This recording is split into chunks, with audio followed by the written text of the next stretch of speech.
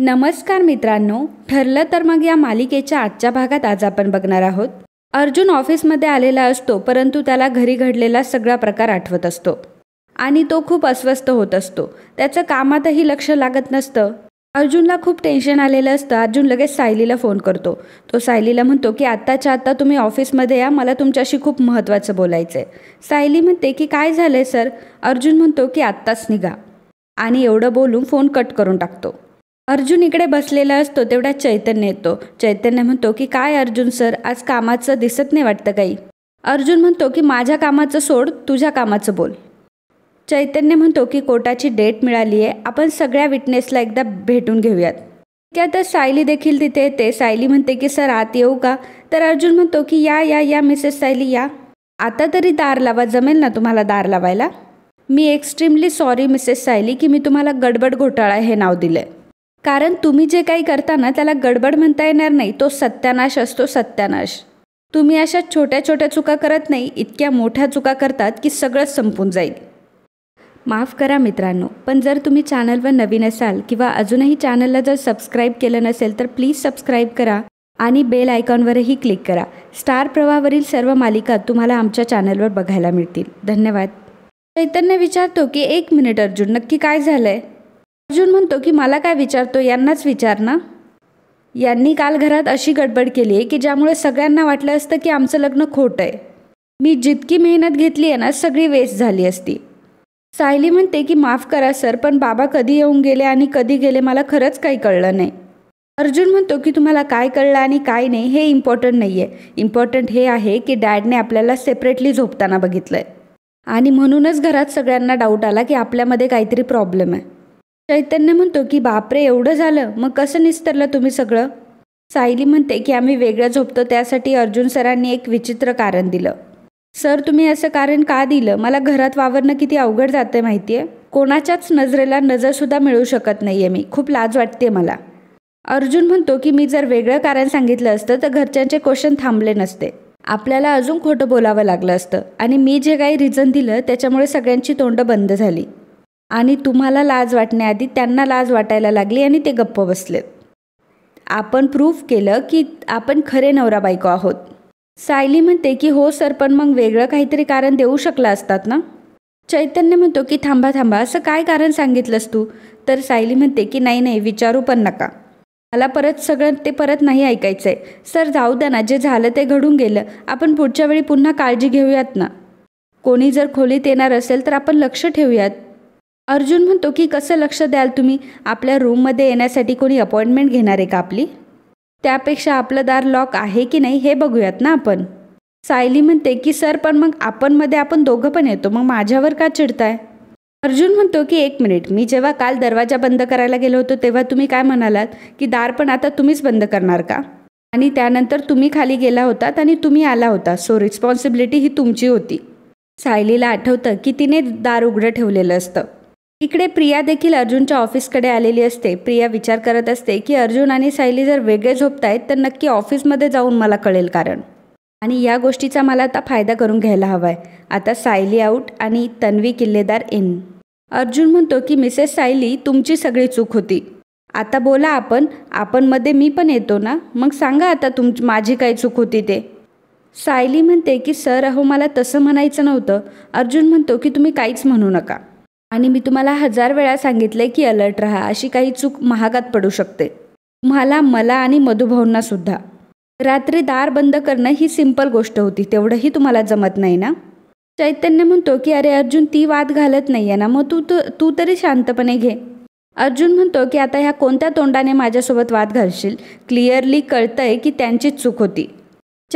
चैतन्य म्हणतो की अरे असेल तरी पण जाऊ देत. अर्जुन म्हणतो की तू काहीच म्हणू नकोस, आणि जर तुला जमत नसेल तर तू इथून बाहेर निघून जा. चैतन्य म्हणतो की सॉरी पण मी बाहेर जाणार नाही आहे, आणि आता मी बोलणारच आहे, कारण तुमचं हे कॉन्ट्रॅक्ट मॅरेज प्रकरण आहे ना, त्याचा सुरुवातीपासूनचा साक्षीदार मीच आहे.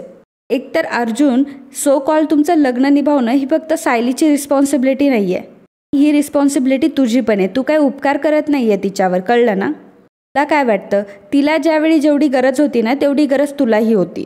मग आता तिची एक चूक झाल्यानंतर तू तिला वाटेल तसं बोलू शकत नाहीस. अरे या नात्यात इक्वॅलिटी आहे ना, मग तिच्यावर आवाज चढून बोलण्याचा तुला काहीही अधिकार नाही आहे. आणि प्रश्न राहिला त्या दार लावण्याच्या चुकीचा. अरे माणूस आहे ती आणि एवढीशी चूक आहे. अशी चूक तर कोणाकडूनही घडू शकते. ती काय मशीन आहे का? आली तिच्याकडून चूक केली ना सॉर्ट आऊट. पण आता हे सगळं विसरून जाऊन पुढं जाणं हे तुला जमायलाच पाहिजे अर्जुन. हे बघ अर्जुन, ह्या कॉन्ट्रॅक्ट मॅरेजचा फायदा जसा तुम्हाला दोघांनाही होता ना, तसं नुकसानही दोघांचंही असणार आहे. त्यामुळे सायलीवर ओरडण्याआधी या सर्व गोष्टींचा विचार करत जा. आता झालंय माझं बोलून, असं म्हणून चैतन्य पाणी पितो. अर्जुन म्हणतो की हे बघ चैतन्य, मी मान्य करतो की रिस्पॉन्सिबिलिटी आम्हा दोघांची, पण काय आहे, मी मिस्टर गडबड घोटाळा नाही आहे.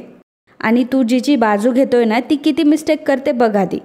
आधीच पूर्ण आजी आणि अस्मिताई आमचं लग्न त्यांना मान्य नाही आहे, त्यामुळे हे लग्न कसं मोडायचं याचाच ते प्रयत्न करत असतात. आणि त्यांना ही कारणं मिळायलाच हवी, पण 1 वर्षानंतर, आत्ता नाही. सायली म्हणते की सर मला माफ करा की दार लावण्याच्या गोष्टीमध्ये माझी चूक झाली, पण पुन्हा अशी माझ्याकडनं कधीच चूक होणार नाही. अर्जुन म्हणतो की गेल्या काही महिन्यामध्ये मी कंटिन्यू ऐकलेलं वाक्य आहे की मी परत अशी चूक करणार नाही. 1,00,000 वेळा ऐकलं असेल मी, पण तुम्ही काही चुका करायच्या थांबतच नाही. सायली म्हणत असते की सर प्लीज मला एकदा शेवटची संधी द्या. तेव्हा अर्जुन म्हणतो की ठीक आहे दिली, पण माझी एक कंडिशन आहे. मला आठवते मिसेस सायली, जेव्हा तुम्ही माझ्या ऑफिसमध्ये काम करत होता तेव्हा मी तुम्हाला म्हणालो होतो की मी फक्त तुमच्या 3 चुका मान्य करेल, पण तुम्ही जर 4थी चूक केली तर तुम्ही ऑफिसच्या बाहेर, आणि मी तसं केलंही होतं. ॲज अ कॉन्ट्रॅक्ट वाईफ तुम्ही खूप सिन्सिअरली करताय आणि माझ्या फॅमिलीचीही खूप काळजी घेताय. सो मी तुम्हाला 5 चुका अलाव करतो. जर तुम्ही 6वी चूक केली की त्याच दिवशी आपलं कॉन्ट्रॅक्ट संपेल आणि तुम्ही माझ्या घराच्या बाहेर जाल. That clear? तर चैतन्य म्हणतो की मला काय वाटतं अर्जुन, ह्या आटीबिटी घालणं बंद कर. अर्जुन म्हणतो की चैतन्य आता बस झालं, तू जेव्हा बोलत होता तेव्हा मी ऐकून घेतलं ना, आता मी बोलतोय तर गप्प राहायचं. मिसेस सायली, मी जे म्हणालो तेच होईल. तर इकडे प्रिया देखील ऑफिसमध्ये आलेली असते. अर्जुन म्हणत असतो की ज्या दिवशी तुम्ही 6वी चूक कराल त्या दिवशी मी तुमचं तोंडही बघणार नाही. माझ्या फॅमिलीला काय सांगायचे ते मी बघेल, पण मधुभावना कसं वाचवायचं ते तुम्ही बघा. तर इकडे अर्जुनने सायलीला बोट दाखवलेलं असतं आणि त्याच वेळी प्रिया तिथे येते. प्रियाला बघितल्यावर सर्वजण घाबरतात. प्रिया म्हणते की मला तुझ्या ऑफिसमध्ये यायचं होतं अर्जुन, पण इथं आल्यावर मला असं कळतंय की मी तुझ्या बेडरूममध्ये आले की काय. अर्जुन म्हणतो की काय आहे ना, मला हिच्याशी बोलताच येत नाही. आता कशी तू टपकलीस तसं घरी पूर्ण आजी नाही तर कोणीतरी असतंच, आणि मला माझ्या बायकोशिवाय अजिबात करमत नाही, म्हणून मीच तिला ऑफिसमध्ये बोलवून घेतलं. अगं बायको तू उभी काय आहेस, बस बस बस, आणि सायलीला तो सोफ्यावर बसवतो. अर्जुन प्रियाला विचारतो की बाय द वे तू इथे का आली आहेस? तर प्रिया म्हणते की अर्जुन मला थोडा वेळ तुझ्याशी बोलायचं होतं म्हणून मी आले होते. अर्जुन म्हणतो की ही तर इथेच असणार, ती तर माझी, काय शब्द आहे चैतन्य तो? चैतन्य म्हणतो की अर्धांगिनी. अर्जुन म्हणतो की सो जिथं मी असेल तिथं माझी बायको तर असणारच. प्रिया म्हणते की अर्जुन कधीतरी माझ्याकडेही लक्ष दे ना, आपण लहानपणीचे मित्र आहोत ना. असं म्हणून अर्जुनच्या हातावरती हात ठेवते तर अर्जुन लगेच तिचा हात झटकतो. अर्जुन म्हणतो की आता आपण मोठे झालोय, लहानपणीच्या मेमरी सगळ्या गेल्या. प्रिया म्हणते की अरे सायलीला आपल्या मैत्रीचा काहीच फरक नाही पडत आहे, तिला काही प्रॉब्लेम नाही आहे. अर्जुन म्हणतो की अगं ती शांत बसली आहे, आणि जेव्हा ती शांत असते ना तेव्हा तिला खूप राग आलेला असतो, आणि तिला हे अजिबात आवडत नाही की कोणीतरी एखादी मुलगी तिच्या नवऱ्याच्या बाजूला येईल. तिला काय कुठल्याही बायकोला नाही आवडणार, हे नाही आवडणार ना मिसेस सायली? राग येतो ना तुम्हाला? तेव्हा सायली उभी राहते आणि म्हणते की हो मला पण राग येतोच आहे. कुठल्या बायकोला आवडणार आहे आपल्या नवऱ्याला मैत्रीण असलेली? अर्जुन म्हणतो की राग आल्यावर जरी बायको गप्प बसली तरी ही सुद्धा तिची चूकच असेल. अर्जुन सायलीजवळ जातो आणि तो तिला इशारा करून सांगत असतो की माझी बायको कधीही चूक करत नाही. सायली म्हणते की नाही नाही सर, मी अशी चूक कशी काय करेल? सायलीला अर्जुनचा इशारा कळतो. सायली लगेच प्रियाजवळ जाते आणि म्हणते की तन्वी जरी माझ्या नवऱ्याची मैत्रीण असली तरी मला ते अजिबात आवडणार नाही. प्रिया म्हणते की नवरा, फसवणूक केलेला नवरा? सायली म्हणते की मी कोणाची फसवणूक केलेली नाही आहे. मुळात म्हणजे अर्जुन सरांचं तुझ्यावर प्रेमच नव्हतं. त्यांचं नेहमी माझ्यावर प्रेम होतं आणि माझ्यावरच राहील.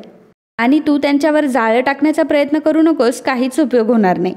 तर इकडे अर्जुन मस्तपैकी कॉफी पित असतो आणि मनात म्हणत असतो की ये बात होई, आता चान्स मिळालाय तर माझी बायको म्हणून तलवार काढा, तन्वीला आता चांगलंच सरळ करा. तर इकडे प्रिया म्हणत असते की मी जाळं टाकतेय, हे बघ आमचं लग्न हे लहानपणीच ठरलं होतं. सायली म्हणते की अगं अर्जुन सर लहान होते तेव्हा त्यांच्या घरच्यांनी हा निर्णय घेतला होता. पण आज माझं प्रेम मोठं ठरलंय, हे बघतीयस ना तू.